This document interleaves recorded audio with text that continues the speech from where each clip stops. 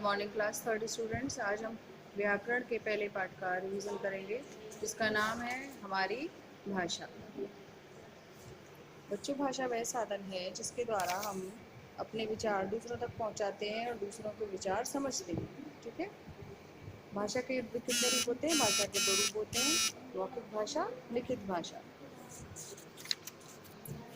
अब देखिए, बोलकर कही गई बात और सुनकर समझी गई बात क्या होती है? मौखिक भाषा। लिखकर कई बात और पढ़कर समझी गई बात लिखित भाषा कहलाती है। और कभी कभी हम संकेतों द्वारा भी बात करते हैं, जैसे ट्रैफिक पुलिस जो होती है वो अपनी बात को संकेतों के द्वारा समझाते हैं। ट्रैफिक पुलिस सांकेतिक भाषा का प्रयोग करती है।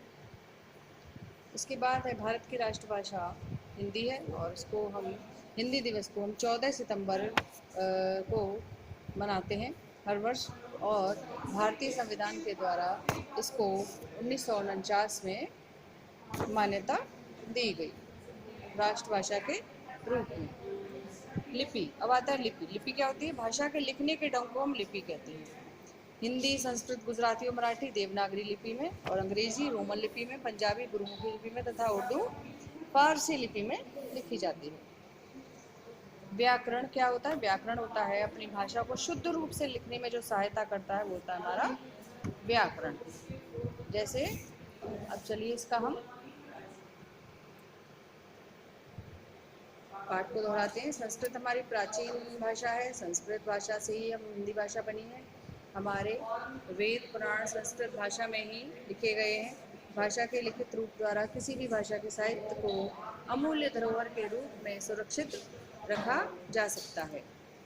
भाषा अपने या दूसरों के भावों अथवा विचारों को समझाने या समझने का साधन है। बोलकर कही जाने वाली और सुनकर समझी जाने वाली भाषा मौखिक भाषा कहलाती है। लिखकर कही जाने वाली और पढ़कर समझी जाने वाली भाषा लिखित भाषा कहलाती है। हिंदी हमारी राष्ट्रभाषा है। 14 सितंबर को हम हिंदी दिवस के रूप में मनाते हैं। भारतीय संविधान में 22 भाषाओं को मान्यता प्राप्त है। कितनी? 22 भाषाओं को। भाषा के लिखने के लिखने का जो ढंग होता है वो क्या कहलाता है? लिपि। व्याकरण भाषा को शुद्ध बोलना, पढ़ना और लिखना सिखाता है। अब इसमें पहला जो अभ्यास कार्य है जो आपको याद करना है वह है सही का निशान लगाइए। 3 उत्तर हैं, उसमें से सही आपको बताना है। हमारे देश में कितनी भाषाओं को मान्यता प्राप्त है? 11, 18, कितनी? 22। सही उत्तर है 22। अपने भावों तथा विचारों को समझने और समझाने का साधन क्या है? व्याकरण। सही उत्तर है भाषा।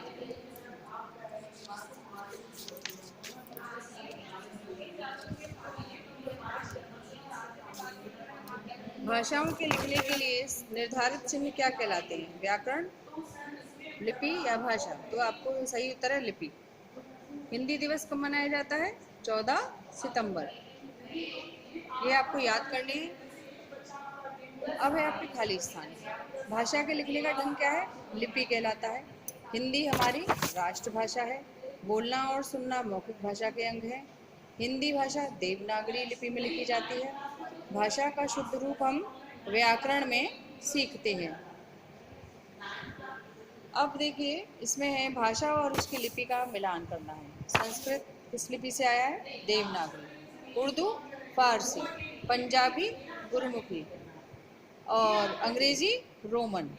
तो ये आपको याद होना चाहिए कि हमारी भाषा किस लिपि से आई है, किस लिपि से बनी है। अब है आपका वाक्यों को शुद्ध करके लिखिए। यह शीला की बस्ता है। तो ये इसमें देखिए की जो शब्द है वो गलत लिखा हुआ है। यह शीला का बस्ता है। नेताजी मंच पर आ गया है। इसका सही है नेताजी मंच पर आ गए हैं। आसमान में तारे चमकती है। आसमान में तारे चमकते हैं। काली बिल्ली दूध पी गया। काली बिल्ली दूध पी गई। सविता पुस्तक पढ़ रहा है। सविता पुस्तक पढ़ रही है। अब आपके प्रश्न उत्तर आते हैं जिनको भी हम याद करेंगे। पहले आप ये अपना अभ्यास कार्य इसको दोहराइए और याद करिए।